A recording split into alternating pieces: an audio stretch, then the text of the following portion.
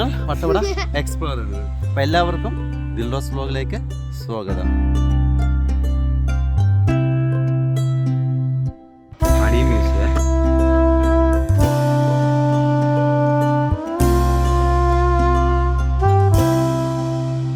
Honey മ്യൂസിയത്തിൻ്റെ കാര്യങ്ങളാണ് നമുക്ക് കാണുന്നത്.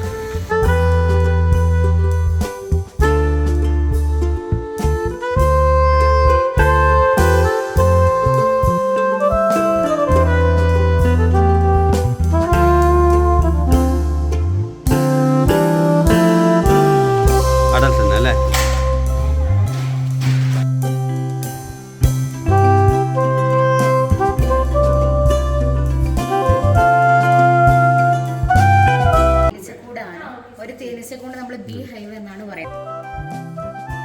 ബീസ് ആണുള്ളത്, മെയിൽ ബീസ്, ഫീമെയിൽ ബീസ്. ഇതാണ് ഇമ്പോർട്ടൻ്റ് ആയിട്ടുള്ള ക്യൂവിൻ്റെ. മെയിൽ ബീസ് എന്ന് പറയുമ്പോൾ മടിയന്മാരെന്നാണ് അറിയപ്പെടുന്നത്.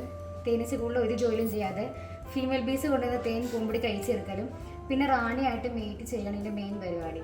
ഫീമെയിൽ ബീസ് എന്ന് പറയുമ്പോൾ വർക്കർ ബീസ് എന്നാണ് അറിയപ്പെടുന്നത്. തേനീച്ചക്കൂട് ഉണ്ടാക്കുന്നതും തേൻ പൂമ്പൊടി കളക്ട് ചെയ്യുന്നതും. ക്യൂൻ ബീനെ സെലക്ട് ചെയ്യുന്നത് ഫുള്ളും ഫീമെയിൽ ബീസാണ്. ക്യൂൻ ബീനെ എങ്ങനെ സെലക്ട് ചെയ്യണമെന്ന് ചോദിച്ചു കഴിഞ്ഞാൽ ഫീമെയിൽ ബീസിൽ തന്നെ പ്രായം കുറഞ്ഞത്, അതായത് 6 to 15 ഡേയ്സിൻ്റെ പ്രായം വരുന്ന ഫീമെയിൽ ബീസിൻ്റെ ഈ 2 കൊമ്പില്ലേ, ഇത് രണ്ടും അവരുടെ ഗ്രന്ഥികളാണ്. ഈ ഗ്രന്ഥിയിൽ നിന്നും അതിൻ്റെ ജെല്ല്, റോയൽ ജെല്ല് എന്നാണ് അറിയപ്പെടുന്നത്. അതൊരു സ്ട്രോങ് ആയിട്ട് ഒരു സെല്ല് സെലക്ട് ചെയ്തിട്ട് ഇതിലേക്ക് അവർ ഫീഡ് ചെയ്ത് വെക്കുകയാണ് ചെയ്യുന്നത്. അപ്പോൾ ഓൾറെഡി സെല്ലിൽ മുട്ട വിരിഞ്ഞ് ലാർവ ഉണ്ടാവും. ആ ലാർവയിൽ തേനും പൂമ്പൊടിയും റോയൽ ജെല്ലെല്ലാം കഴിച്ച് ഒരു 16 ദിവസം ആകുമ്പോഴത്തേക്ക് സ്ട്രോങ് ആയിട്ട് ഒരു ക്യൂവിനായിട്ട് ഉണ്ടായി വരുവാണ് ചെയ്യണത്.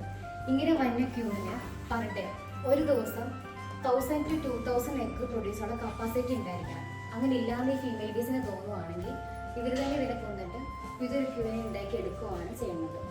മെയിൽ ആണെങ്കിലും ഫീമെയിൽ ആണെങ്കിലും ഇവരുടെ ലൈഫ് പ്ലാൻ 2 months ആണ്. ക്യൂൻ ബിക്ക് മാത്രം 5 വർഷം.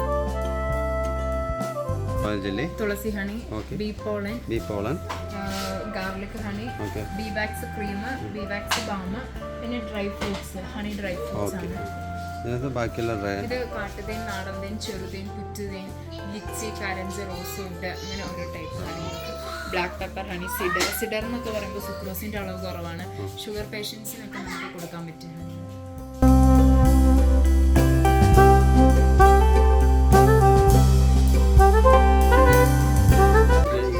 ഹണി മ്യൂസിയത്തിനകത്ത് സൈഡ്സ് വെറൈറ്റീസ് ഹണീസ് എല്ലാം അവൈലബിൾ ആണ്.